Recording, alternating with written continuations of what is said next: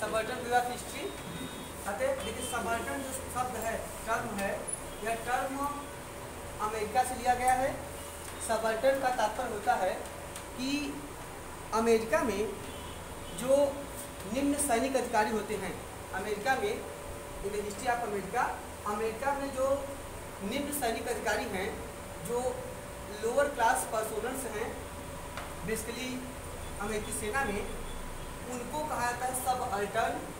और वहीं से यह सबअल्टर्न शब्द लिया गया है, जो मुख्यतः लोअर क्लास पीपल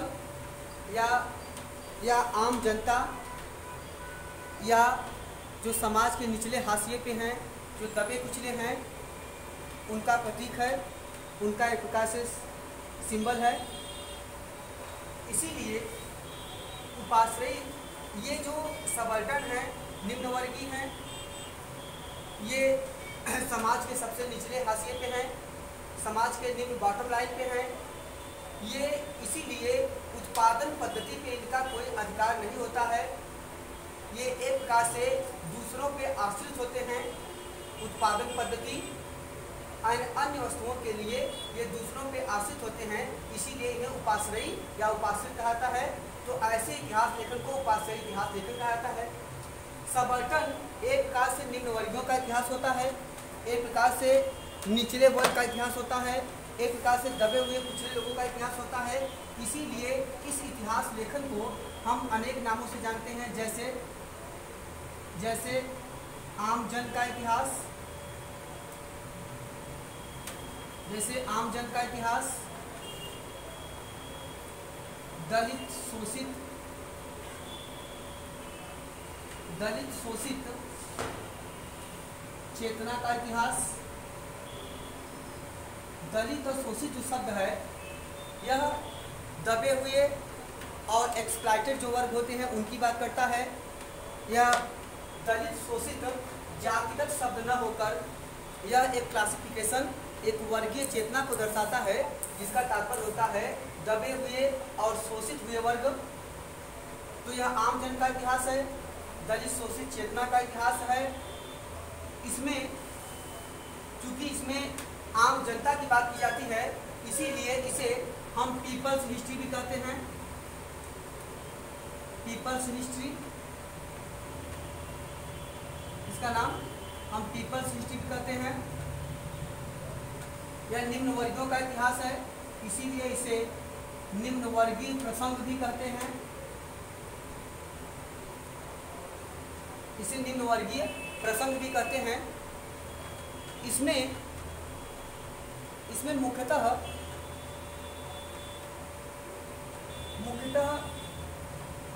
आम जनता का जो इतिहास है या आम जनता की चेतनाओं को महत्व देते हुए इतिहास लेखन की बात की जाती है। और वर्तमान में हम इसकी तुलना यूरोपीय इतिहास के हिस्ट्री फ्रॉम बिलो से करते हैं। हिस्ट्री फ्रॉम बिलो, नीचे से इतिहास देखना, तो हम इसे हिस्ट्री फ्रॉम बिलो भी कहते हैं। और हिस्ट्री फ्रॉम बिलो शब्द का पहली बार प्रयोग एनल्स स्कूल ऑफ थॉट के प्रतिपादक ल्यूसिन फेवरे ने किया है। ठीक है, हिस्ट्री फ्रॉम बिलो शब्द का पहली बार प्रयोग ल्यूसिन फेवरे ने किया है। ल्यूसिन फेवरे, हिस्ट्री फ्रॉम बिलो शब्द का प्रयोग ल्यूसिन फेवरे ने किया है।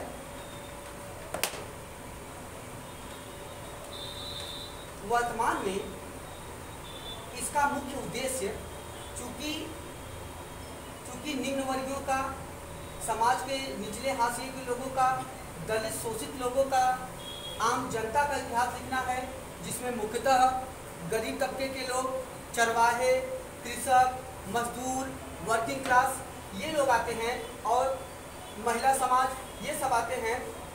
तो यह प्रवृत्ति जो इतिहास में छोटी छोटी वस्तुओं या छोटी छोटी घटनाओं को महत्व दे, इतिहास के छोटे छोटे जो पार्ट हैं उनको इतिहास लेखन में उचित महत्व दे, तो ऐसी पद्धति को वर्तमान इतिहास लेखन में कहते हैं माइक्रो हिस्ट्री।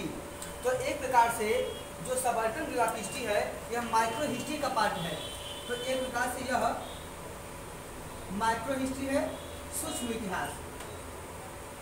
सूक्ष्म इतिहास का तात्पर्य होता है जो वर्तमान टेंडेंसी है इतिहास लेखन की, इसका तात्पर्य होता है कि इतिहास लेखन की प्रवृत्ति में उपेक्षित छोटी छोटी घटनाओं जिनको अभी इतिहास में महत्व नहीं दिया गया है उनको भी उचित स्थान देते हुए इतिहास लेखन किया जाए, उनके भी महत्व को स्थापित किया जाए। तो ऐसे इतिहास लेखन को नीचे जैसे छोटी छोटी घटनाओं को भी उचित महत्व देते हुए उनका मूल्यांकन करना, तो सूक्ष्म दृष्टिकोण इतिहास के प्रति रखना ही सूक्ष्म इतिहास या माइक्रो हिस्ट्री कहा जाता है। तो ये तो इसके नामकरण हुए, इसे अनेक नामों से जाना जाता है। अब आते हैं हम थोड़ी सी इसके आगे प्रमुख तथ्यों पे कि आपको ये कंसेप्ट क्लियर हो जाएगा। इस मत के जो भी प्रमुख समर्थक विद्वान हैं या जो महत्वपूर्ण इसके हिस्टोरियंस हैं, सबसे पहले जान लीजिए कि सबल्टन शब्द अमेरिकी इतिहास से लिया गया है। इसका मतलब है कि सबल्टन या उपाश्रयी इतिहास लेखन जो आम जन का इतिहास लेखन है यह इसका उद्भव होता है अमेरिका में। तो इसका उद्भव हुआ है अमेरिका में। तो सबल्टन शब्द या सबल्टन हिस्टोग्राफी की शुरुआत अमेरिका से होती है, लेकिन इस शब्द का पहली बार प्रयोग सबल्टन हिस्ट्री, सबल्टन शब्द का पहली बार प्रयोग इटली के एंटोनियो ग्राम्सी ने किया है। इटली के एंटोनियो ग्राम्सी ने किया है, इसीलिए सबल्टन शब्द का जनक एंटोनियो ग्राम्सी को माना जाता है। सबल्टन शब्द या इतिहास लेखन, सबल्टन शब्द या सबल्टन इतिहास लेखन का जन्मदाता या फाउंडर जो पर्सन है इस शब्द का प्रयोग करने वाले एंटोनियो ग्राम्सी को माना जाता है। लेकिन अगर पूछेगा सबल्टन विचारधारा सबसे पहले कहाँ पे उद्भूत हुई या कहाँ पे ओरिजिनेट हुई, तब आपका आंसर मिल जाएगा अमेरिका। तो देश पूछेगा तो अमेरिका, और शब्द का पहली प्रयोग पूछेगा राइटर के बेस पर, तो आपका आंसर हो जाएगा एंटोनियो ग्राम्सी। अब आते हैं हम लोग थोड़ा सा एंटोनियो ग्राम्सी ने जो मुख्यतः अपनी थियरी दिया है और इसके क्या थियरी ऑफ हेजमोनी, हाँ थियरी ऑफ हेजमोनी, प्रधान की संकल्पना। ठीक है, तो इस थियरी से पहले थोड़ा सा आते हैं पहले इसके प्रमुख विचारक, अब भी हम इनकी थियरी पे आते हैं।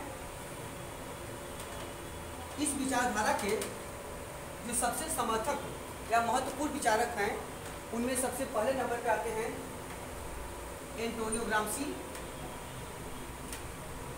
सबसे पहले नंबर पे आते हैं एंटोनियो ग्राम्सी, जिनकी चर्चा पहले कर चुके हैं। इसके बाद भारतीय परिप्रेक्ष्य में एंटोनियो ग्राम्सी ने एक क्वेश्चन देख लेते हैं। एंटोनियो ग्राम्सी ने जो सबल्टन संबंधित विचारधारा दिया है वह मुख्यतः अपने ग्रंथ प्रिजन नोटबुक्स में दिया है। प्रिजन नोटबुक्स किसका है? एंटोनियो ग्राम्सी का।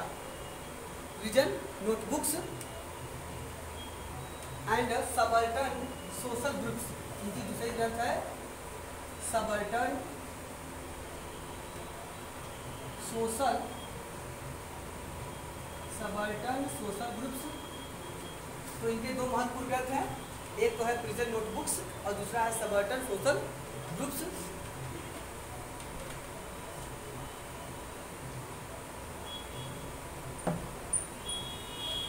ठीक है, तो प्रिजन नोटबुक्स है आपका एंटोनियो ग्राम्सी का, और बंदी जीवन किसका है? सचिन नाथ सन्याल का। और प्रिजन नोट भी किसी का है?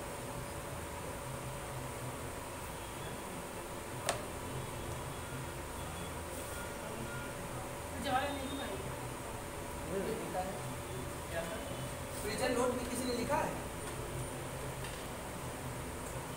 चलिए ये बताते हैं। ठीक है, तो प्रिजन नोटबुक्स इन्होंने लिखा। भारतीय परिप्रेक्ष्य में भारत में इस विचारधारा के जो सबसे प्रमुख इतिहासकार हैं, जो सर्वोत्तम या सबसे मेन इतिहासकार हैं, जो प्रोटैगनिस्ट पर्सन और हिस्टोरियंस ऑफ इंडियन हिस्ट्री हैं, वे हैं रणजीत गुहा। इनसे कई बार क्वेश्चन पूछा गया है। भारत में इस विचारधारा के सबसे प्रबल समर्थक हैं रणजीत गुहा,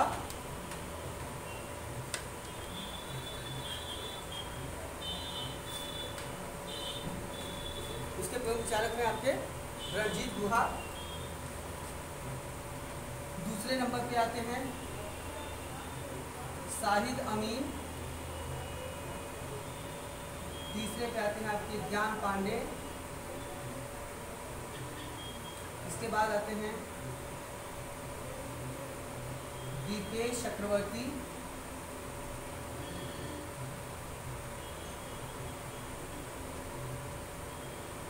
Dipesh Chakrabarty, Sumit Sarkar.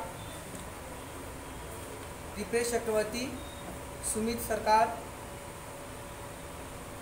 RP Dutt, RP Dutt. Rajani Palme Dutt, RP Dutt. Arvind Das, RP Dutt, RP Dutt, RP Dutt. N K. Chandra, Ramachandra Guha. N K. Chandra,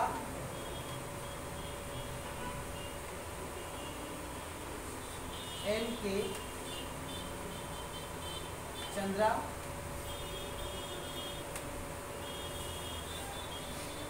Ramachandra Guha, Ramachandra Guha आदि।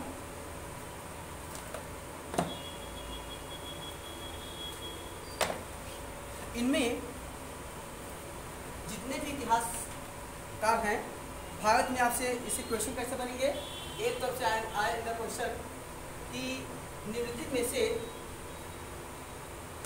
कौन कौन से इतिहासकार उपाश्रयी इतिहास लेखन या सबअर्टन व्यू ऑफ हिस्ट्री के समर्थक विद्वान हैं या मानने वाले हैं, ठीक है। या निम्नलिखित इतिहासकारों में कौन सा इतिहासकार सबअर्टन व्यू ऑफ हिस्ट्री का समर्थक रही है, ठीक। तो एक क्वेश्चन का आपको ऐसे बनेगा। फिर अगला क्वेश्चन आएगा कि भारतीय इतिहासकारों में निम्नलिखित में कौन सबअर्टन व्यू ऑफ हिस्ट्री का समर्थक नहीं है या कौन कौन से हैं। और फिर आपको कुछ क्वेश्चन आया भी है, याद कीजिएगा, यूजीसी में रणजीत गुहा की 4 किताब दी गई है और उसमें से पूछा गया है कि यह सिद्धांत इसमें से किस ग्रंथ में दिया गया है, नहीं दिया गया है, ठीक है। तो ऐसे मतलब काफ़ी डीप क्वेश्चन पूछा जाता है इससे। तो रणजीत गुहा जो हैं, रणजीत गुहा जो हैं, उन्होंने कई ग्रंथ लिखा है। यह भारतीय इतिहास में सबअर्टन व्यू ऑफ हिस्ट्री के सबसे बड़े समर्थक विद्वान हैं। इन्होंने मुख्यतः कई ग्रंथ लिखा है, जिनमें सबसे फेमस ग्रंथ है सबअर्टन स्टडीज, कभी कभी इसको लिखते हैं सिलेक्टेड सबअर्टन स्टडीज। सबअर्टन स्टडीज इनका पहला फेमस ग्रंथ है। दूसरा इनका फेमस ग्रंथ है dominance, dominance without hegemony, dominance without hegemony, dominance without hegemony, history and power, history and power in colonial India. History, पूरी किताब का नाम है history and power in colonial India. तो पहली किताब का नाम है इनका सबअर्टन स्टडीज। दूसरी बुक का नाम है dominance without hegemony, history and power in colonial India. तीसरी महत्वपूर्ण ग्रंथ है इनका the small voice of history, the small voice of history, the small voice of history, the small voice of history.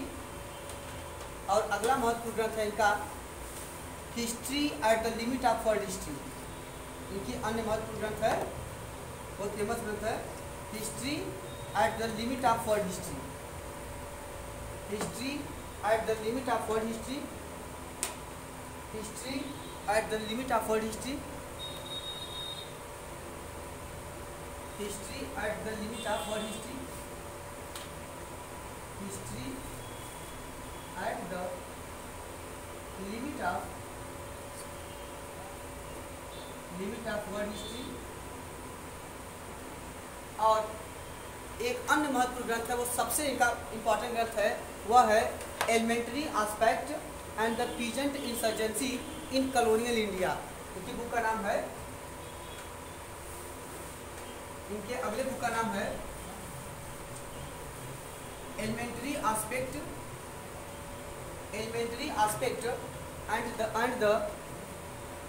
And the peasant insurgency in colonial India. ELEMENTARY, elementary aspects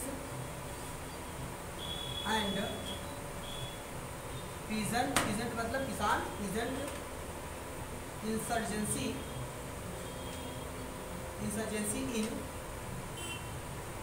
in colonial India.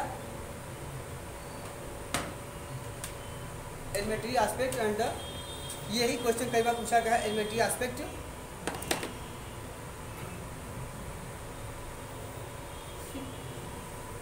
Ranjit गुहा के अलावा जो भारतीय इतिहास में अन्य महत्वपूर्ण समर्थक विद्वान हैं, इनमें दूसरे नंबर पे है मुख्यतः शाहिद अमीन। शाहिद अमीन ने दो महत्वपूर्ण ग्रंथ लिखा है, जिनमें से एक है गांधी एज महात्मा,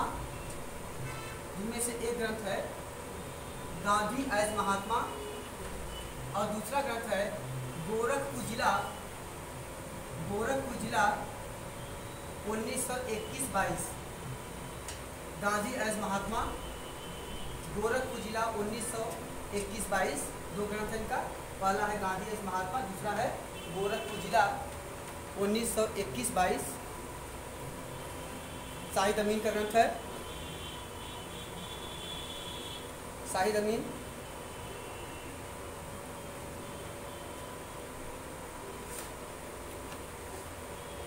इसके अलावा जो अन्य महत्वपूर्ण ग्रंथ हैं, उनमें सबसे फेमस है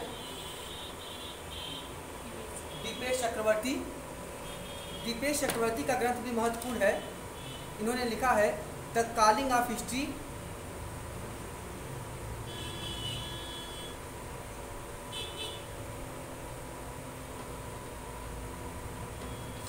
the calling of the history, ये ग्रंथ महत्वपूर्ण है। The calling of the history, Dipesh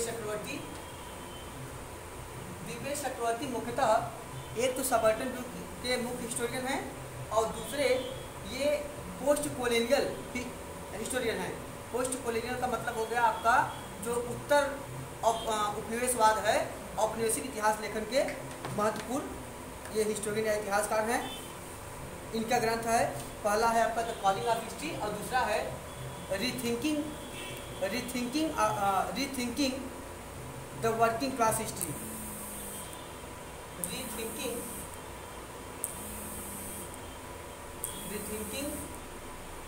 working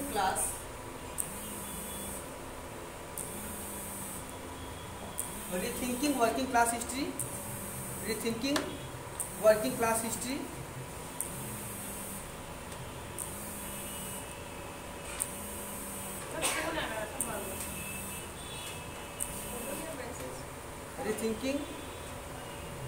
rethinking working class history.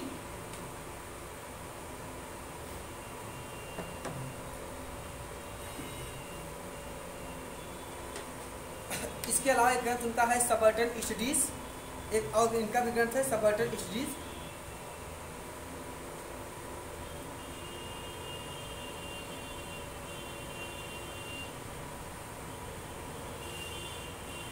And एक ग्रंथ है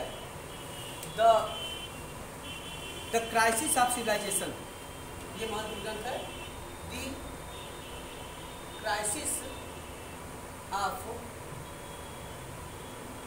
crisis of civilisation, Dipesh Chakrabarty. The crisis of civilisation, Dipesh चक्रवर्ती।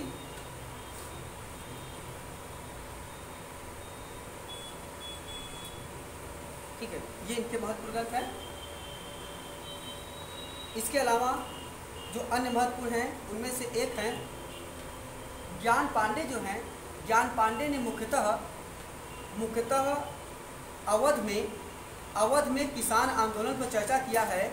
और अवध में जो 1919 से 22 तक, अवध में 1919 से 1922 तक का जो किसान आंदोलन हुआ है उस पर उनका महत्वपूर्ण शोध है। याद रखिएगा, इनका मुख्य कार्य है अवध में किसान आंदोलन 1919 से 22 तक। ऐसे पूछेगा किसने मुख्यतः कार्य किया है या किसने इस संदर्भ में महत्वपूर्ण विचार दिया है। ठीक है, तो ये है आपका ज्ञान पांडे का। और इसके अलावा जो अन्य महत्वपूर्ण हैं उनमें से एक है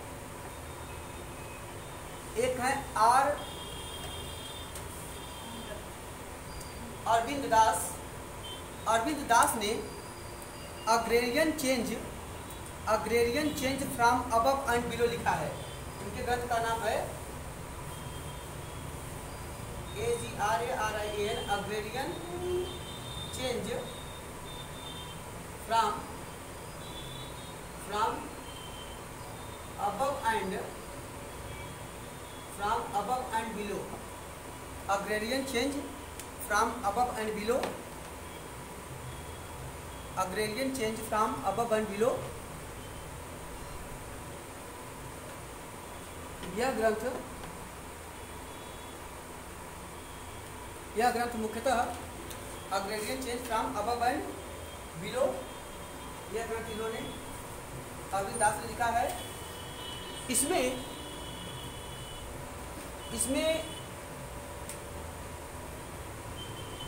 आरपी दत्त जिनका मुख्य शोध मुख्यतः जो दलित शोषित इतिहास लेखन के संदर्भ में मुख्य का काम है वह है इनका इंडिया टुडे आज का भारत, रजनी पामदत्त। इस ग्रंथ में इन्होंने कांग्रेस पर किसानों के शोषण का आरोप लगाया है। इस ग्रंथ में मुख्यतः किसानों के शोषण और उनकी गरीबी का मुख्य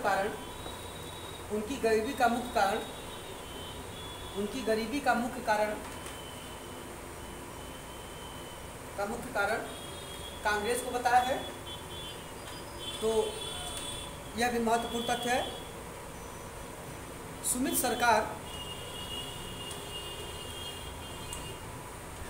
सरकार जिन्होंने मॉडर्न इंडिया लिखा है, लेकिन खासकर उनका जो महत्वपूर्ण कार्य निम्न वर्गों के बारे में है वह है उनका राइटिंग सोशल हिस्ट्री। सुमित सरकार की ग्रंथ है writing social history. Writing social history में सुमित सरकार ने स्वदेशी आंदोलन और असहयोग आंदोलन, स्वदेशी movement and non cooperation movement, असहयोग आंदोलन, इन दोनों आंदोलनों में उच्च वर्ग और उपाश्रयी वर्ग का तुलनात्मक अध्ययन किया है। इन्होंने सुमित सरकार ने राइटिंग सोशल हिस्ट्री में स्वदेशी आंदोलन और असहयोग आंदोलन के अंतर्गत उच्च वर्ग और निम्न वर्ग की भूमिकाओं के बारे में महत्वपूर्ण विचार व्यक्त किए हैं। तो ये जो महत्वपूर्ण हिस्टोरियंस रहे हैं जिन्होंने मुख्यतः इस दिशा में कार्य किया है, इनमें से अब जितना भी व्यू है, ठीक है, अब आते हैं हम लोग इनके मुख्य व्यू पे। इनकी जो मुख्य विचारधारा है, ये तो समर्थक विद्वान हैं जिन्होंने इस पे काम किया है, जिन्होंने इस संदर्भ अपने विचार प्रस्तुत किए हैं। अब आते हैं इनकी मूल अवधारणा या इनकी विचारधारा क्या रही है। अभी तक तो हमने बताया कि सबवर्टन विचारधारा कहाँ से आई है, कैसे आई है, यह विचारधारा के समर्थक विद्वान कौन कौन से हैं। अब हम लोग चलते हैं, यह मुख्यतः विचारधारा है क्या, इसका जो मेन फीचर्स है, जो इसका मेन सिंड्रोम है वो क्या है। तो उपाश्रयी इतिहास लेखन जिसका जन्म मुख्यतः अमेरिका में हुआ, जबकि सबर्टन शब्द का पहली प्रयोग इटली के एंटोनियो ग्राम्सी ने किया। इटली के एंटोनियो ग्राम्सी ने किया। इटली के एंटोनियो ग्राम्सी ने किया है, ठीक है, इटली के एंटोनियो ग्राम्सी ने किया। यह विचारधारा मुख्यतः इस बात पे बल देती है, यह विचारधारा मुख्यतः इस बात पे बल देती है कि चाहे देखिए अब एंटोनियो ग्राम्सी हो, चाहे रणजीत गुहा हो, चाहे जितने भी समर्थक विद्वान हो, सबका मूल अवधारणा एक ही रहा है, क्योंकि एक ही विचारधारा पे सब लोगों ने शोध कार्य किया है, सब लोगों ने अपने विचार प्रस्तुत किए हैं और महत्वपूर्ण इस पर अपना एनालिसिस किया है। इन इतिहासकारों का कहना है कि अभी तक का जो विश्व में इतिहास लिखा गया, वह इतिहास लेखन वास्तव में पूर्ण इतिहास नहीं है, that is not total history. उन्होंने कहा कि अभी तक का जो इतिहास है वह परफेक्ट नहीं है, वह कंप्लीट हिस्ट्री नहीं है, that is not the total history, that is not the complete history. क्योंकि ये कहते हैं कि जो इतिहास लेखन अभी तक हुआ है वह इतिहास लेखन मुख्यतः उच्च वर्गीय दृष्टिकोण से, अभिजनवादी दृष्टिकोण से और कुलीनवादी दृष्टिकोण से लिखा गया है। यह इस इतिहास लेखन में आम जनता के योगदानों, आम जनता की भूमिका और आम जनता ने जो कार्य किया है उस कार्य के महत्व को कभी भी उचित स्थान नहीं दिया गया है। तो ऐसा इतिहास लेखन जो अभी तक का यह इतिहास लेखन जिसमें आम जनता के हितों, आम जनता के बलिदानों, उनके योगदानों और उनकी भूमिका की लगातार उपेक्षा की गई हो, ऐसा ही इतिहास लेखन अभी तक का पूरे विश्व में रहा है। वास्तव में यह इतिहास लेखन उच्चतावादी दृष्टिकोण से, अभिजनवादी दृष्टिकोण से लिखा गया है। यह इतिहास उच्च वर्गीयों का इतिहास है, यह पूंजीपतियों का इतिहास है, यह इतिहास राजा महाराजाओं का इतिहास है, यह इतिहास दरबारों का इतिहास है, यह इतिहास कुलीन वर्ग और उच्च वर्ग अभिजनवादियों का इतिहास है। क्योंकि उच्च वर्गीयों ने ही अपने को केंद्रीकृत करके, अपने को सेंट्रलाइज्ड पावर मान के, प्रोटैगनिस्ट पार्ट मान करके पूरा इतिहास अपनी पोरिफरी में लिख दिया है। यह इतिहास कंप्लीट इतिहास नहीं हो सकता है, क्योंकि इस इतिहास में आम जनता को कभी महत्व दिया ही नहीं गया है। आम जनता की आवश्यकताओं को, उसकी भावनाओं को, आम जनता के हितों के अनुरूप इतिहास लेखन, आम जनता के योगदानों को, उनकी जो डिमांड्स हैं, जो सप्लाई है, जो मोड ऑफ प्रोडक्शन उत्पादन पद्धति है, उस उत्पादन पद्धति में आम जनता का क्या योगदान है, उन्हें कितना प्राप्त होता है, कितना नहीं प्राप्त होता है, और उन्होंने भारतीय राष्ट्रीय संघर्ष आदि में जो कार्य किया है उसको कभी भी उचित महत्व नहीं दिया गया और वास्तव में पूरा का पूरा इतिहास उच्च वर्गीय दृष्टिकोण से लिख दिया गया। तो इन्होंने कहा कि अभी तक का संपूर्ण इतिहास वह जो है वह अभिजनवादी इतिहास है। अभी तक का जो इतिहास है वह अरिस्टोक्रेटिक हिस्ट्री है, अरिस्टोक्रेटिक हिस्ट्री या अभिजात वर्गीय इतिहास है। यह इतिहास उच्च वर्गों के लिए लिखा गया है, यह कुलीन इतिहास है, नोबल हिस्ट्री। अभी तक का इतिहास वह अभिजनवादी और कुलीनवादी इतिहास है। इन्होंने कहा इसमें आम जनता को कभी महत्व दिया ही नहीं गया। आम जनता के योगदानों को नकार कर केवल उच्च वर्गों का इतिहास लिख दिया। क्यों? क्योंकि सबर्टन व्यू ऑफ हिस्ट्री मानता है, कहता है कि knowledge has power. Subaltern view of history मानता है कि नॉलेज हैज पावर। कहा कि जिसके पास ज्ञान विज्ञान है उन्होंने अपने आधार पे इतिहास के साथ, संस्कृति के साथ मैनिपुलेशन करते हुए, छेड़छाड़ करते हुए अपने हितों, अपने वर्गीय हितों के अनुरूप इतिहास और संस्कृति की व्याख्या कर दिया है। इन्होंने कहा क्योंकि अब अभिजात वर्ग क्या है, देखिए अभिजनवाद, अभिजनवाद का मतलब होता है, अभिजनवाद या अभिजात वर्गीय एक विचारधारा है जिसे मुख्यतः हम इलीट क्लास कहते हैं। Elite class, history of elite class, ELIT। ये कहते हैं ये ऐसे उच्च वर्गीय होते हैं, शासन प्रशासन का ऐसा तरीका जिसमें माना जाए कि शासन प्रशासन के महत्वपूर्ण पदों पे अधिकार, महत्वपूर्ण पदों पे इनकी भूमिका हो, महत्वपूर्ण पदों पर या महत्वपूर्ण संसाधन पे उच्च वर्गों का ही अधिकार हो, ऐसी पद्धति को कहते हैं अभिजनवाद। तो अभिजनवाद ऐसी पद्धति है जो यह मानता है कि समाज के महत्वपूर्ण पदों पे, महत्वपूर्ण संसाधनों पर उच्च वर्गों का ही नैसर्गिक अधिकार होता है, उच्च वर्गों का ही नैसर्गिक अधिकार होता है, आम जनता का कोई इसमें अधिकार नहीं होता है। तो ऐसी पद्धति को हम क्या कहते हैं, ऐसी पद्धति कहते हैं अभिजनवाद। अभिजनवाद आपके टर्मिनोलॉजी के नोट्स में एक है अरिस्टोक्रेसी, अभिजात वर्ग, ठीक है, अभिजात वर्ग। तो अरिस्टोक्रेसी का मतलब हो गया उच्च वर्गीय दृष्टिकोण। तो ये जो अभिजात वर्ग हैं, ये इसमें कौन आते हैं, राजा महाराजा, पूंजीपति वर्ग, दरबारी, महत्वपूर्ण अधिकारी आदि। तो यह उच्च वर्गों का इतिहास लेखन होता है। कुलीनवाद और अभिजनवाद लगभग सेम होता है, बस अंतर ये होता है कि कुलीनवाद जो है यह वंशानुगत पद्धति पे विश्वास करता है, ठीक है, that follow the tendency of the hereditary system, ठीक है। यह मानता है कि जो उच्च कुलों में जन्म लिए हैं उनको शासन प्रशासन और महत्वपूर्ण पदों पर अधिकार होता है, जैसे कि बलबन मानता था। यह एक वंशानुगत पद्धति का आधारित है, यह परंपरावादिता पे जोर देता है, जबकि इसमें कोई भी आ सकता है। लगभग मूल विचारधारा दोनों में एक ही है, थोड़े बहुत अंतर के साथ। अब जात वर्गीय प्रमुख विचारक जो हैं कौन कौन हैं, उसमें मुख्यतः आते हैं आपके मोस्का, उसमें आते हैं टिटमस, ठीक है। मोस्का और जो टिटमस हैं ये अभिजात वर्गीय विचारधारा के महत्वपूर्ण, ठीक है, महत्वपूर्ण समर्थक विद्वान हैं। आपका मोस्का एंड टिटमस, ठीक, हाँ।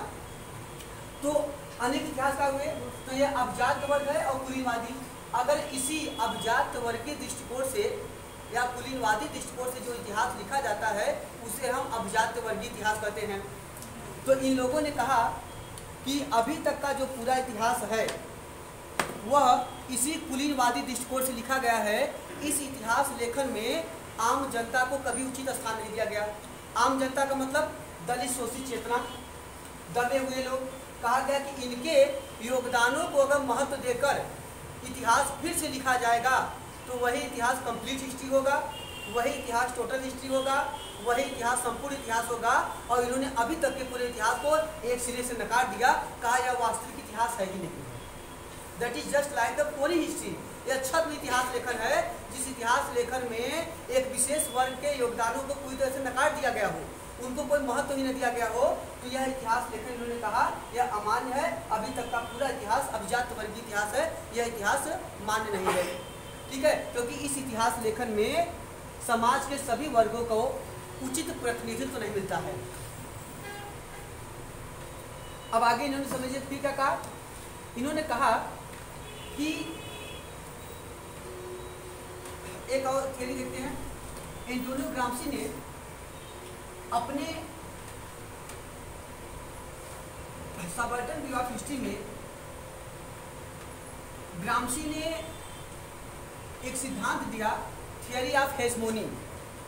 थियरी ऑफ हेजमोनी, इन्होंने हेजमोनी शब्द का प्रयोग किया, HEGMONY, हेजमोनी। हेजमोनी का मतलब होता है प्रभुत्व या नायकत्व। हेजमोनी का मतलब होता है प्रभुत्व या नायकत्व। ये कहते हैं कि समाज में प्रभुत्व और नायकत्व जो होता है उसका जो स्वरूप है वह उच्च वर्गीय रहा है, और जो प्रभुत्व की अवधारणा है, जो नायकत्व की अवधारणा है, उसमें इन्होंने कहा कि यह एक ऐसी विचारधारा है जिसमें उच्च वर्ग या पूंजीपति वर्ग या शासक प्रशासक वर्ग अपने हितों के संरक्षण के लिए सांस्कृतिक नेतृत्व पर भी अधिकार करता है, और संस्कृति का भी प्रयोग अपने नायकत्व के लिए करता है। मतलब संस्कृति के तत्वों को, परंपराओं को, रीति रिवाज के तत्वों को इन तत्वों को भी एक प्रकार से राजनीतिकरण करके, ठीक है, अपना नायकत्व स्थापित करता है।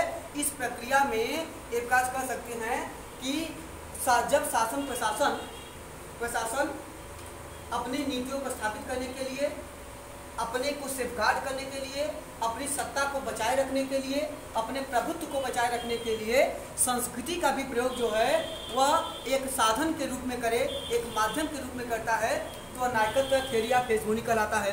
तो इस पद्धति में इन्होंने जो हेजमोनी का सिद्धांत दिया, यह अभिजात वर्गीय उच्च वर्गीयों के महत्व को और उनके नायकत्व को स्थापित करने के लिए समाज में उनके वर्चस्व, उनके प्रभावशालिता को दर्शाने के लिए उन्होंने थ्योरी ऑफ हेजमोनी शब्द का प्रयोग किया और यह दर्शाया कि कैसे उच्च वर्ग जो हैं वह विभिन्न सांस्कृतिक तत्वों का भी प्रयोग अपने नायकत्व को बचाए रखने के लिए कैसे इस तरह करते हैं। तो एज अ कॉन्स्पिरेसी, एक कॉन्स्पिरेसी के रूप में कैसे अपनी सत्ता को बचाए रखने के लिए सांस्कृतिक तत्वों का भी प्रयोग किया जाता है। एक सिंपल उदाहरण भी, जैसे देखिए अशोक का थंब ले लीजिए, या आप अकबर की सुलह की नीति ले लीजिए, अकबर के दीन इलाही की नीति ले लीजिए। तो ये सब जो नीतियां हैं वास्तव में अपने प्रभुत्व को बचाने के लिए धर्म, सांस्कृतिक तत्वों का, वैवाहिक संबंधों का, आदि माध्यमों का प्रयोग किया गया। इबादत खाना हो, चाहे मस्जिद की व्यवस्था हो, चाहे दीन इलाही हो, आज सब तत्वों का प्रयोग अपनी सत्ता को बचाए रखने और अपने साम्राज्य को बचाए रखने के लिए किया गया। तो कहा गया जो इतिहास की पुनर्रचना हुई या इतिहास लेखन किया गया, इसको भी इसी दृष्टिकोण से लिखा गया कि ताकि इनका जो प्रभुत्व हो बचा रहे और सुरक्षित रहे। ठीक है, थ्योरी ऑफ हेजमोनी का सिद्धांत इन्होंने एंटोनियो ग्राम्सी ने दिया। तो एंटोनियो ग्राम्सी ने कहा कि अभी तक का जो संपूर्ण इतिहास है यह पूरी तरह से इतिहास नहीं है। आगे कहते हैं कि तो इन्होंने कहा कि इतिहास तभी पूरा इतिहास होगा जब वह आम जनता को भी उचित महत्व देते हुए इतिहास लिखा जाए।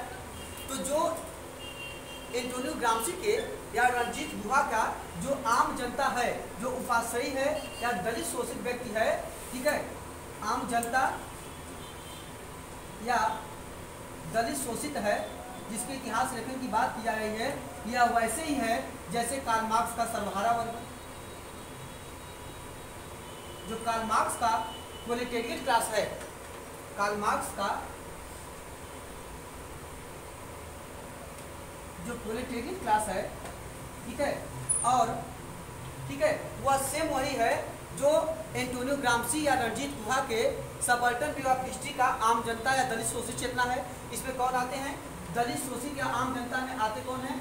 इसमें आते हैं श्रमिक, मजदूर,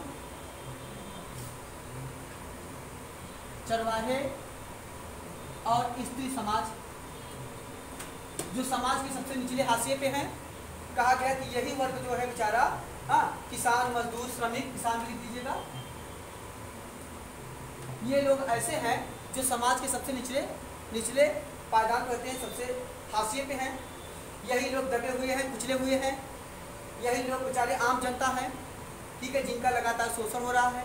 और यही वर्ग जो सर्वहारा में आता है, सर्वहारा वर्ग जो है कार्ल मार्क्स का वर्किंग क्लास, श्रमिक वर्ग या कामगार वर्ग, कार्ल मार्क्स का जो है सर्वहारा वर्ग यही लोग हैं।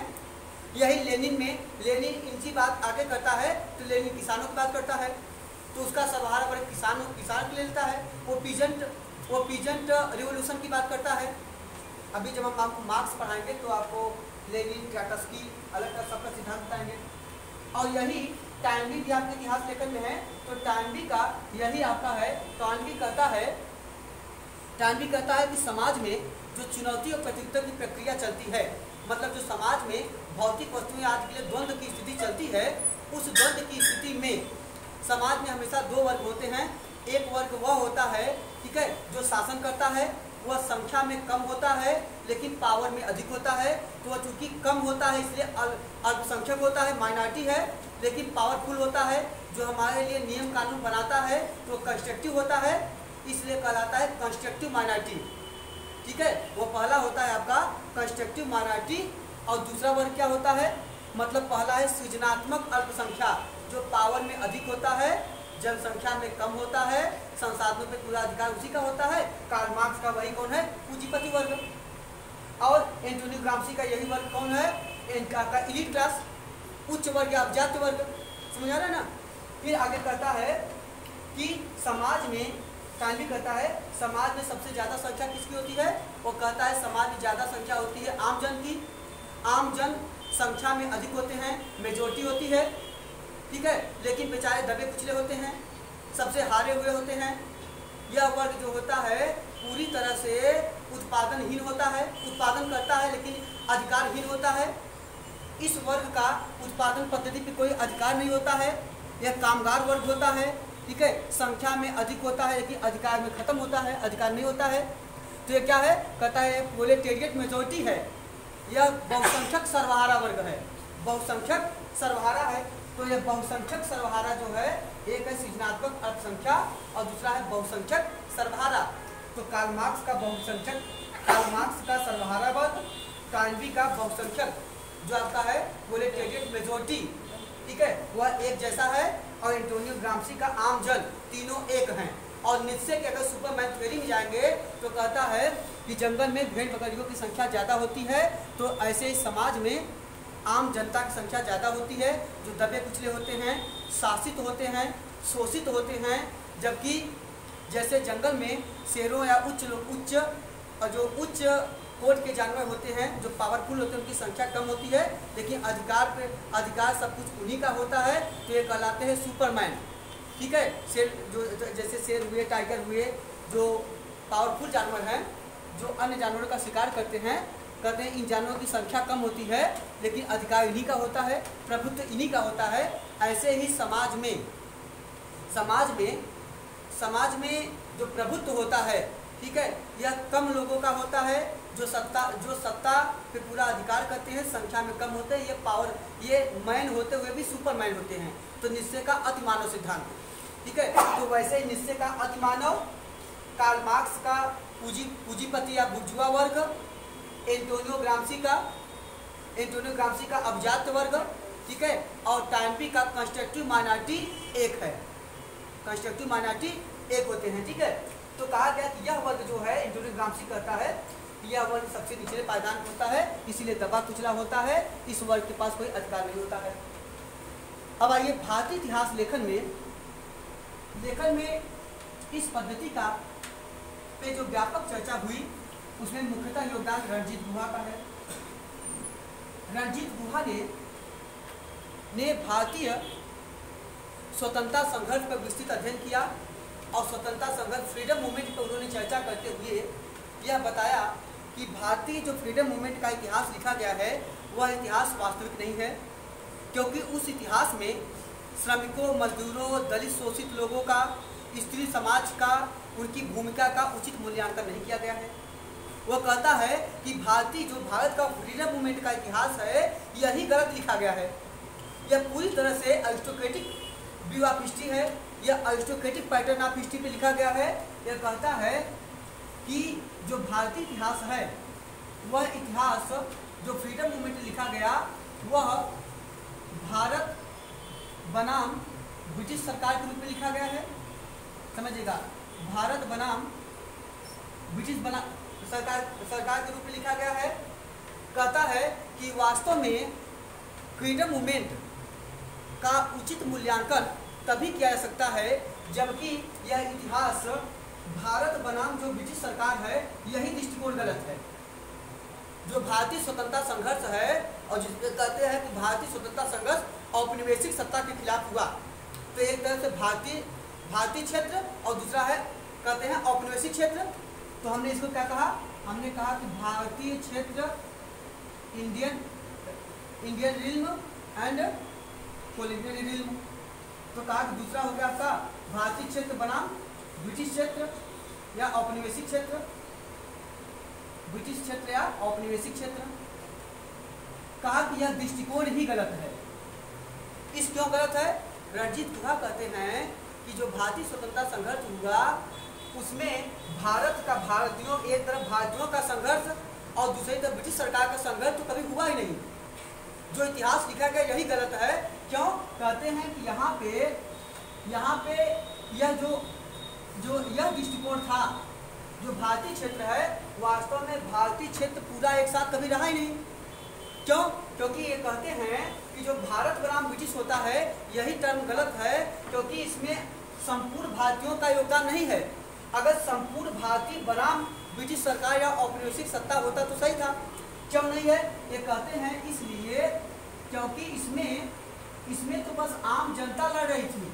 शोषण तो आम जनता का हो रहा था, शोषण तो दलित शोषित व्यक्तियों का हो रहा था, समाज के निचले हाशिए वाले व्यक्तियों का हो रहा था, वर्किंग क्लास का हो रहा था, श्रमिकों का हो रहा था, मजदूरों का हो रहा था, किसानों का हो रहा था। इसमें उच्च वर्गीय कहाँ उनका शोषण कहाँ हुआ? उच्च वर्गीयों के अधिकार पर कभी कुठाराघात हुआ ही नहीं। तो ये भारत बनाम ब्रिटिश तो है ही नहीं, भारत बनाम ब्रिटिश नहीं है, बल्कि क्या है? ये कहते हैं यह दृष्टिकोण जो है गलत है, बल्कि इसको किस तरह लिखना चाहिए? वे कहते हैं कि भारतीय स्वतंत्रता संघर्ष की रीराइटिंग ऑफ जो फ्रीडम मूवमेंट है उसको इस तरह होना चाहिए। इसमें दो क्षेत्र दिखाया जाए, एक है अभिजन क्षेत्र बनाम दलित शोषित क्षेत्र, अभिजन क्षेत्र बनाम दलित शोषित। एक तरफ अरिस्टोक्रेटिक क्लास हो, उच्च वर्ग हो, और एक तरफ हो एक्सप्लॉइटेड क्लास हो, आम जनता हो, आम जन हो। यह देखना है कि जो भारतीय संघर्ष हुआ इसमें दो क्षेत्र देखा जाए, तो एक तरफ अभिजन क्षेत्र, दूसरा दलित शोषित क्षेत्र, और बनाम ब्रिटिश सरकार। ठीक है, तो इन्होंने कहा कि एक क्षेत्र तो इस तरह होना चाहिए कि जो ब्रिटिश सरकार के खिलाफ औपनिवेशिक आंदोलन हुआ, जो औपनिवेशिक सत्ता के खिलाफ विद्रोह हुआ, उस विद्रोह में अभिजात वर्गों का कितना भूमिका है, उन्होंने कितना काम किया है, उसमें दलित शोषित लोगों ने कितना काम किया है, और तब देखा जाए कि वास्तविक रूप में दोनों ने कोई संघर्ष किया है कि नहीं। दोनों ने ब्रिटिश सरकार या औपनिवेशिक सत्ता के खिलाफ कोई संघर्ष किया भी है कि नहीं। ये कहते हैं कि वास्तव में जो युद्ध हुआ, जो पूरा फ्रीडम मूवमेंट चला, वह तो केवल दलित शोषित क्षेत्र, उपाश्रयी, सबर्टन बनाम ब्रिटिश सरकार है। वो तो आम जनता बनाम ब्रिटिश सरकार चली। अभिजनवादी वाले कहाँ लड़े? इन लोग तो अपने अधिकार संपन्न थे, साधन संपन्न थे, ये धनी और समृद्ध व्यक्ति थे, इनको लड़ने की क्या आवश्यकता थी? ये कहाँ लड़े? तो कहता है इसलिए जो फ्रीडम मूवमेंट है वह फ्रीडम मूवमेंट वास्तव में कहा गया कि इस तरह चल रहा था कि एक तरफ तो औपनिवेशिक सत्ता के खिलाफ उच्च वर्गीय या अभिजन क्षेत्र का नकली संघर्ष चला था। याद रखिएगा, एक तरफ ब्रिटिश सरकार या औपनिवेशिक सत्ता बनाम अभिजन क्षेत्र, अरिस्टोक्रेटिक क्लास, इनका नकली संघर्ष चला था, केवल दिखावे मात्र का संघर्ष था। वास्तविक या असली संघर्ष तो ब्रिटिश सरकार या औपनिवेशिक सत्ता बनाम दलित शोषित क्षेत्र, आम जनता कर रही थी। बेचारी आम जनता परेशान थी। संघर्ष तो नील आंदोलन यह कर रही है, चंपारण विद्रोह यह कर रही है, खेड़ा विद्रोह यह कर रही है, हो आंदोलन यह कर रही है, पागलपंथी आंदोलन यह कर रही है, संथाल आंदोलन यह कर रही है। जो स्थानीय मुद्दे हैं, जो इनकी व्यक्तिगत मांग है, जो इनकी व्यक्तिगत डिमांड है, अगर उन चीज़ों को ध्यान रख के इतिहास लेखन किया जाए तब तो समझ में आएगा कि यह इतिहास किस तरह लिखा गया है। तो अभी तक तो इतिहास से गलत लिखा है कि भारत बनाम ब्रिटिश, भारत बनाम ब्रिटिश नहीं है। फिर क्या कहते हैं? आगे कहते हैं वास्तव में इस इतिहास लेखन के दो क्षेत्र होने चाहिए, समझिएगा। अब इन्होंने आगे कहा कि वास्तविक इतिहास तो तभी इसका लिखा जा सकता है फ्रीडम मूवमेंट का, जब इसे दो दृष्टिकोण से लिखा जाए। पहला, इन्होंने कहा कि पहला जो है वो होना चाहिए अभिजन क्षेत्र, समझिएगा, अभिजात क्षेत्र या उच्च वर्गीय बनाम निम्न वर्ग या दलित शोषित, दलित क्षेत्र, अब समझिएगा, दलित शोषित या आम जनता। अब इन्होंने कहा कि फ्रीडम मूवमेंट का उचित मूल्यांकन तभी किया जा सकता है जब इसे केवल दो दृष्टिकोणों से देखा जाए, एक तो अभिजात क्षेत्र और दूसरा दलित शोषित या आमजन का क्षेत्र हो। क्या अब इस कैसा हो? कहा कि जो अभिजात क्षेत्र होगा उसमें क्या होगा? इसमें भारतीय उच्च वर्ग प्लस ब्रिटिश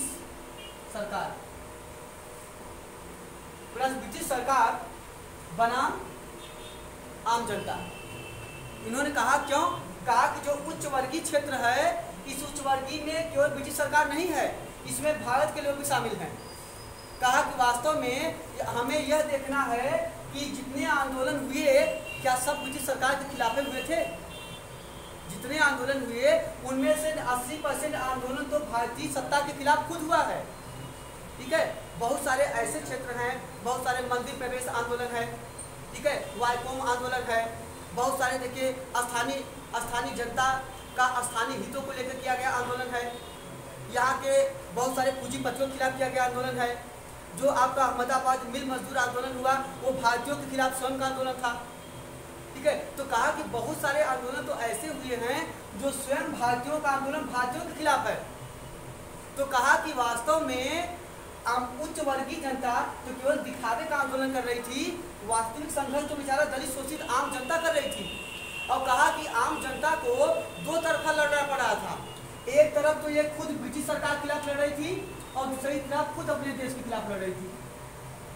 कहा कि यह जो दृष्टिकोण है, एक तरफ खुद अपने लोगों से लड़ना और दूसरे तरफ भाई सामाजिक कुरीतियों के खिलाफ लड़ाई हुई, छुआछूत, जात प्रथा, बाल विवाह, सती प्रथा, बहु विवाह की पद्धतियाँ, बाल विवाह, न बल प्रथा, तो बहुत सारा मुद्दा तो अपने देश के खिलाफ लड़ा जा रहा था। मंदिर प्रवेश आंदोलन, ठीक है, सामाजिक समतावादी आंदोलन, तो एक तरफ तो खुद अपने देश के खिलाफ लोग बेचारे लड़ रहे थे और दूसरा ब्रिटिश सरकार के खिलाफ लड़ रहे थे। तो कहा कि ये कहाँ लड़ रहे थे उच्च वर्गीय वाले, ये तो कहीं लड़े नहीं। ये आगे कहते हैं कि वास्तव में जितना फ्रीडम मूवमेंट हुआ, उस फ्रीडम मूवमेंट में उच्च वर्गीयों ने, अभिजात वर्गीयों ने पूरे जो फ्रीडम मूवमेंट था उसकी जो गतिविधियां थी सबको उन्होंने क्या किया, सबको उन्होंने आत्मसात कर लिया, सब पे अधिकार कर लिया। इन्होंने कहा कि पूरे सिस्टम को इन लोगों ने हाईजैक कर लिया और जितने भी छोटे छोटे कृषक मजदूर आदि आंदोलन हुए, वे आंदोलन जब उच्च वर्गीय लोग पहुँचे, उच्च वर्गीय संगठन पहुँचा, कांग्रेस जैसी संगठन पहुँचा, बड़े बड़े जब नेता पहुँचे तो ये पूरा आंदोलन इनके नाम से हो गया। गांधी जी का चंपारण आंदोलन, गांधी जी का खेड़ा आंदोलन, गांधी जी का अहमदाबाद मिल मजदूर आंदोलन, मतलब कि बड़े नेता जब भाग लिए तो आंदोलन पूरा कांग्रेस का आंदोलन हो गया। वो कहते हैं ये लोग कि वास्तव में आम जनता का तो वहाँ पे हित ही खत्म हो गया, आम जनता की क्या डिमांड थी वो खत्म हो गया। अब पूरा महत्व आ गया कांग्रेस जैसे बड़ी संगठनों का। इन्होंने कहा कि आम जनता जो बेचारा है वो तो जस्ट लाइक ए सैटेलाइट है, वह उपग्रह की तरह है, और कांग्रेस जैसे बड़े नेता और संगठन जो हैं यह प्लैनेट्स की तरह हैं, यह ग्रह की तरह हैं, और उपग्रह पूरा इनका चक्कर ही लगाता रह गया। ठीक है, तो ये सेंट्रल पावर हो गए, ये सेंट्रल पावर हो गए। पूरी जो घटनाएं हैं, जो पूरे आंदोलन है, उसको इन लोगों ने हाईजैक करके अपने नाम पे कर लिया। इसीलिए अनिल सील जो कि Cambridge history of thought, Cambridge school of thought के महत्वपूर्ण हिस्टोरियंस हैं अनिल सील ने किताब लिखा है, ठीक है, the emergence of Indian nationalism. Anil seal की ग्रंथ का नाम है Anil seal emergence of Indian nationalism, emergence of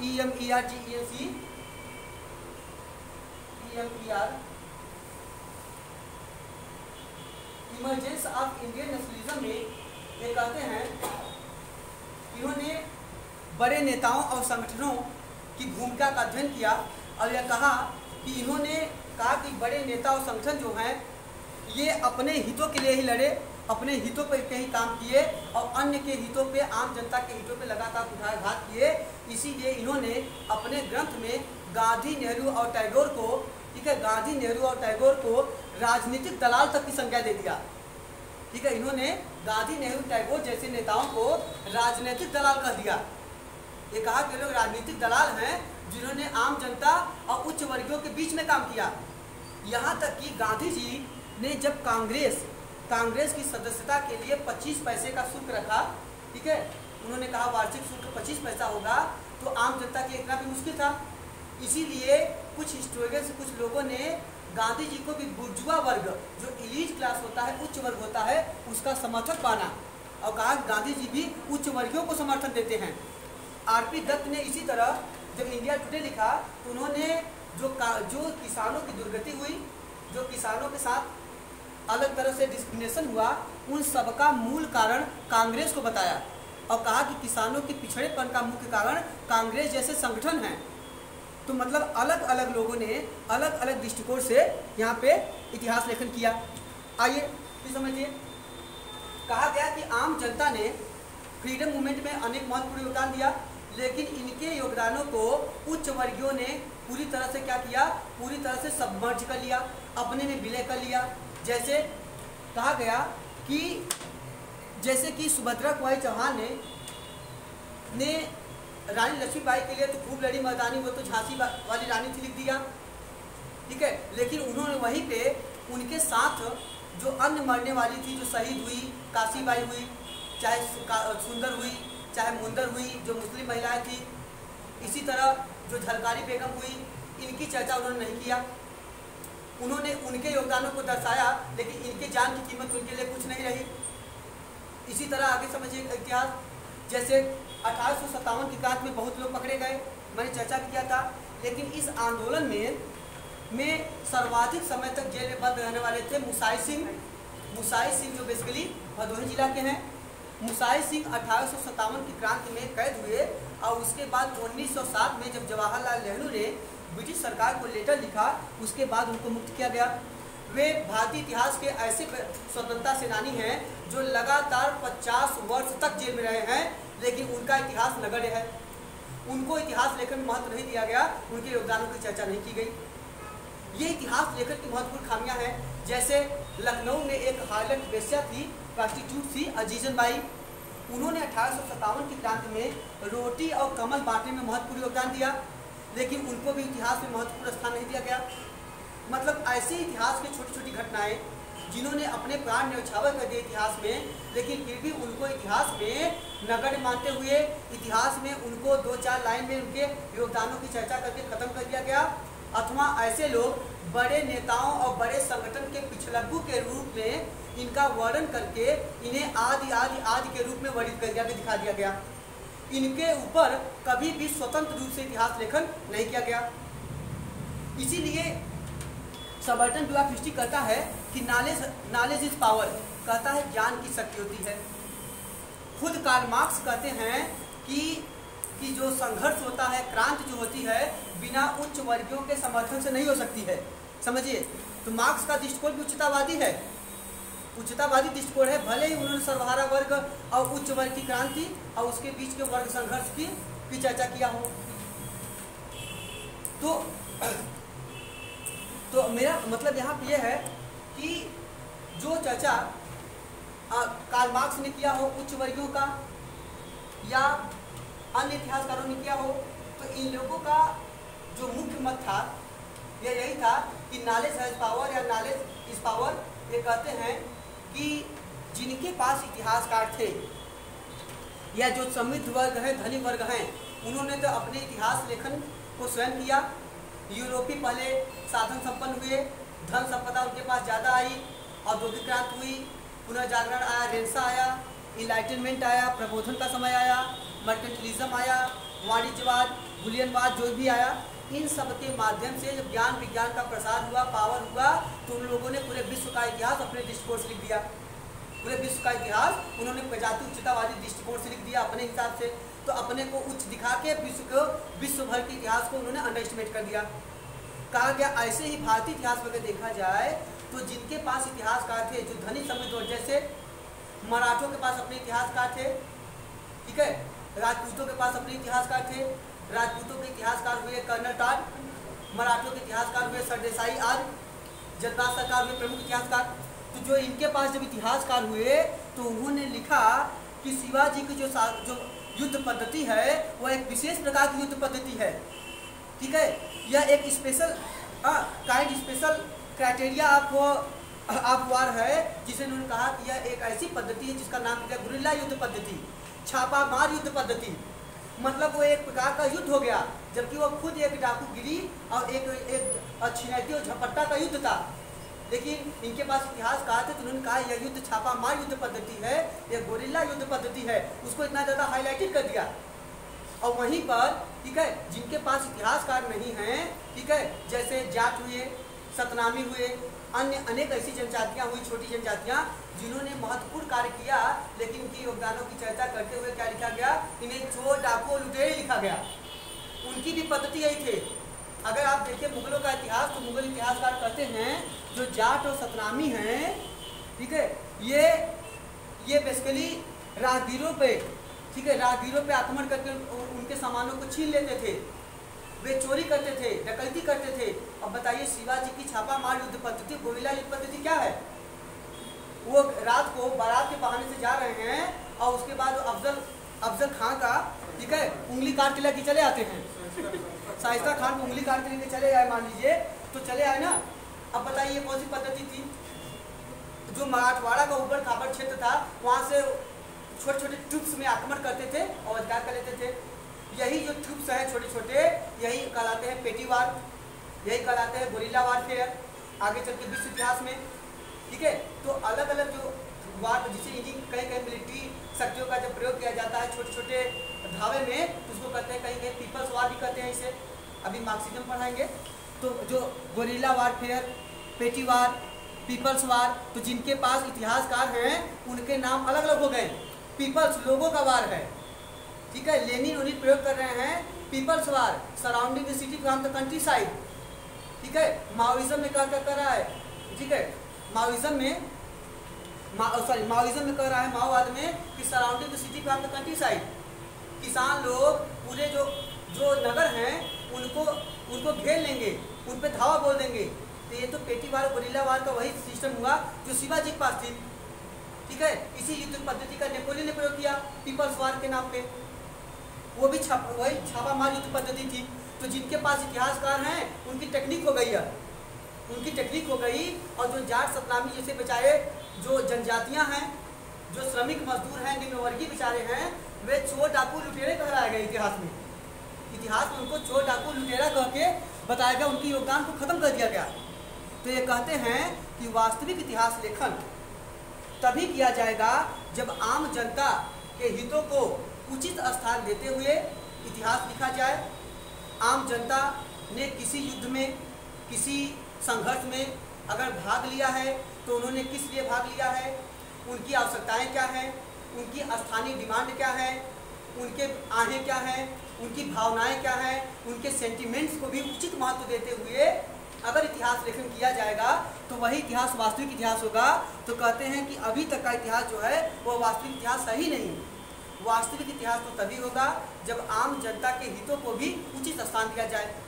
जिनके पास इतिहासकार हैं वो खूब लड़ी मर्दानी, वो तो झांसी वाली रानी हो गई, श्याम नारायण पांडे हैं, ठीक है। अब ये आपके राजपूतों के इतिहासकार हैं जिन्होंने चेतक पे ही इतना बड़ा वृतांत लिख दिया, लंबा वृतांत लिख दिया चेतक घोड़े के बारे में, ठीक है। अब आगे देखिए प्राचीन इतिहास लेखन में जो आपके चरित्र ग्रंथों का इतिहास लेखन है, अपने आश्रयदाताओं राजा को इतना बढ़ा चढ़ा के पेश कर रहे हैं। चाहे हर्षचरित को उठा के देख लीजिए, पूरा इनका जितना भी बाणभट्ट और हर्षचरित और भेनसांग का वर्णन है, यह पूरा का पूरा वर्णन जो है वह हर्षवर्धन के दरबारी जीवन, हर्षवर्धन की शान शौकत, सामंतों के रहन सहन के स्वरूप में, बड़ी बड़ी लंबी लंबी छावनियों के बारे में, यहाँ तक इनके हाथी दर्पसात पे लंबा आख्यान लिखा जा रहा है। इनके हाथी का नाम है दर्पसात। हर्षवर्धन के हाथी का नाम है दर्पसात, ठीक है। तो मतलब जितना इतिहास लेखन हर्षवर्धन और हर्षवर्धन की हाथी दर्पसात, इसके बाद औरंगजेब की हाथी सुधाकर, और यहाँ चेतक घोड़े पर, और वहाँ अलेक्जेंडर के बुके फाला, अलेक्जेंडर द ग्रेट, सिकंदर के घोड़ा बुके फाला पर जितना लिखा गया उतना बेचारे आम जनता पर नहीं लिखा गया, उतना आम जनता नहीं लिखा गया। ये वर्तमान में फिल्मों के वही व्यक्ति हैं जो योगदान फिल्मों में देते हैं, लेकिन कभी भी इनको फ्रंट पोस्टर पे स्थान नहीं दिया जाता है। फ्रंट पोस्टर पे बड़े बड़े जो प्रोटैगनिस्ट पार्ट होते हैं, बड़े बड़े हीरो होते हैं, ठीक है, जो आप पैसा लगाते हैं उनको दिया जाता है महत्व, या जिनकी मार्केटिंग अच्छी है उनको महत्व दिया जाता है। जो जानी लीवर टाइप के व्यक्ति हैं, जानी वाकर हैं, ठीक है, हाँ, या राजपाल हैं, इनकी कहानी आप फिल्म के अंदर ही देखेंगे थोड़ा बहुत जाके, इनको बाहर नहीं जान पाएंगे ना। इसके बाद क्या लिखते हैं कि ये आद याद याद, कहते हैं ना 2 पात्र का नाम लिखते हैं और कहते हैं आज, नहीं बताते हैं, कैसा न हो कि आप इनको देख के ना आए, ठीक है, जिसके लिए आपको आना है उसी के लिए आप आइए। तो मतलब है कि कहा कि इतिहास लेखन भी इसी दृष्टिकोण से किया गया है। तो यह वास्तविक इतिहास नहीं है। वास्तविक इतिहास तभी होगा जब इनके भी योगदानों की चर्चा किया जाए, इनके भी भूमिका की अलग दृष्टि से महत्व स्थापित किया जाए, इनकी भूमिका को महत्व देते हुए इतिहास लेखन किया जाए और इतिहास को 2 दृष्टिकोण से देखा जाए, एक अभिजन क्षेत्र और अभिजन क्षेत्र का योगदान, दूसरा दलित शोषित क्षेत्र और इनका योगदान। और फिर देखिए कि वास्तविक संघर्ष कितना इन लोगों ने किया है, कितना उच्च वर्गों ने किया है। क्योंकि आप जानते भी होंगे कि भारतीय स्वतंत्रता संघर्ष में अंतिम समय तक जितने भी रजवाड़े थे, जो उच्च वर्गीय लोग थे, ये लगातार क्या किए, ये लगातार ये नहीं चाहते थे कि भारत सरकार स्वतंत्र हो पाए, भारत स्वतंत्र हो, क्योंकि इनको लगता था भारत अगर स्वतंत्र हो जाएगा तो हमारा जो पृथ्वी पर का अधिकार है वो पूरी तरह से खत्म हो जाएगा, जिम्मेदारी उन्मूलन आ जाएगी, तो हमारा जो रजवाड़ा है समाप्त हो जाएगा। इन रजवाड़ों ने जो 565 रजवाड़े थे, इन लोगों ने एक अंग्रेज थे कर्नल कारफील्ड, उनको अपना प्रतिनिधि बनाकर इन्होंने लंदन भेजा, महारानी के पास और प्रिवी काउंसिल भेजा कि वहाँ पे इन लोगों ने अपना बाकायदे केस किया कि अगर पहली बार भारत स्वतंत्र न हो, अगर स्वतंत्र होता है तो ऐसी स्थिति में चूँकि हम लोगों ने सत्ता ब्रिटिश सरकार को दिया है, किसी ने सब्सिडरी अलायंस पार्टी से दिया है, किसी ने बफल स्टेट पार्टी से दिया है, किसी ने रिंगफेंस नीति से दिया है, किसी ने डॉक्ट्रिन ऑफ लैप्स से दिया है। तो कहा कि अगर ऐसी कंडीशन में भारत अगर स्वतंत्र होता है तो हो, जितना बचा खोचा इतना स्वतंत्र कर दीजिए, लेकिन हम लोगों का राज्य हम लोगों को अलग रख दीजिए, जैसे लिए हो राज्य वैसे वैसे एक एक लोग का अलग अलग अपना दे के तब जाओ, ये नहीं कि एक ही सत्ता को मत दे दो। तो कहा इंटीग्रेटेड पावर के रूप में सत्ता का हस्तांतरण नहीं होगा, ठीक है, जब ट्रांसफर ऑफ पावर जो होगा वह अलग अलग लोगों को, ठीक है, अलग अलग लोगों के हाथों में दिया जाएगा। तो इनका जो प्रीवी पर्स है इनको खुद लौटा दीजिए, जो इनसे लिए हो उनका दे के खुद जाओ। इसीलिए लगातार प्रयास करते रहे। आप ये भी ध्यान दीजिएगा, शिवाजी के उद्भव में भी जो छोटे जमींदार थे उन लोगों ने समर्थन किया, लेकिन बड़े जमींदार लगातार शिवाजी का भी विरोध करते रहे। ये क्वेश्चन सीरीज में पूछा गया है कि शिवाजी के उद्भव का मुख्यतः विरोध किन लोगों ने किया। तो जो ऊंचे जमींदार थे वे लोग नहीं चाहते थे शिवाजी एक स्वराज्य की स्थापना करें। सोचिए अगर एक स्वराज्य की स्थापना शिवाजी कर लेंगे तो हम लोगों का अस्तित्व खत्म हो जाएगा, हम लोग उनकी प्रजा हो जाएंगे। जो हमारे पास भूखंड है, जमींदारी है, मनसबदारी है या सामंती पद्धति है, वो समाप्त हो जाएगा। यही जो थे रजवाड़े कर रहे थे, इसीलिए रजवाड़े लास्ट तक कोशिश करते रह गए कि भारत की स्वतंत्रता में हम अलग से स्वतंत्र हो जाएं, हम भारतीय संघ के अंग नहीं बनेंगे, ठीक है। तो इतिहास लेखन वास्तव में इस दृष्टिकोण को भी इतिहास लेखन देख कर किया जाना चाहिए कि वास्तव में इनका योगदान कितना है कितना नहीं है। तो अगर इस दृष्टिकोण से किया जाएगा, क्योंकि मैंने चर्चा भी किया था, रुडयार्ड किपलिंग कहता है इन रजवाड़ों के बारे में, कहता है कि इन रजवाड़ों की स्थिति ऐसी है और इनके जीवन शैली को, लाइफ स्टाइल को देख के ऐसा लगता है कि इनका जन्म ही एकमात्र अय्याशी करने के लिए हुआ है, ठीक है। रुडयार्ड किपलिंग लिखता है कि इनका जन्म ही एकमात्र अय्याशी करने के लिए हुआ है, क्योंकि उस दौर में इतने हाई फाई थे तो ये लोग इसीलिए नहीं चाहते थे कि भारत जब स्वतंत्र हो। तो जब ये नहीं चाहते हैं तो निश्चित तौर से ये लोग कभी आम जनता के साथ मिलकर इतना संघर्ष भी नहीं करेंगे। इसीलिए जब संघर्ष की बात आए तो पहले देखिए कि वास्तविक संघर्ष कर कौन रहा है। ये लोग तो वही हैं जो ब्रिटिश मातहत हैं, जो ब्रिटिश सरकार के प्रतिनिधि के रूप में कार्य कर रहे हैं, ब्रिटिश सरकार के सनद पर, ठीक है, उसकी इच्छाओं पे और उसके रहमो करम पे ये लोग चल रहे हैं। तो ऐसे लोग से कैसे अपेक्षा करेंगे कि फ्रीडम मूवमेंट में ये लोग आम जनता का साथ देंगे।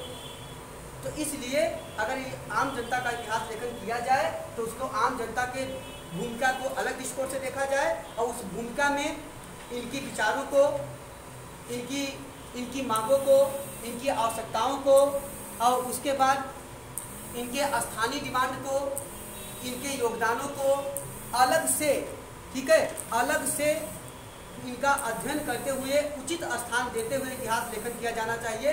तभी इतिहास वह पूर्ण इतिहास होगा, वही वास्तविक इतिहास होगा, वही कंप्लीट इतिहास होगा। अन्यथा जो होगा इतिहास लेखन जो होगा वो हमेशा इनकम्प्लीट इतिहास होगा। तो अभी तक का सभी इतिहास जो है वो अभिजात वर्गीय इतिहास है, यह इतिहास वास्तविक इतिहास नहीं है। तो पूर्ण इतिहास तब होगा जब सभी वर्गों को, समाज के सभी वर्गों को उचित स्थान देते हुए इतिहास लेखन किया जाए। ठीक।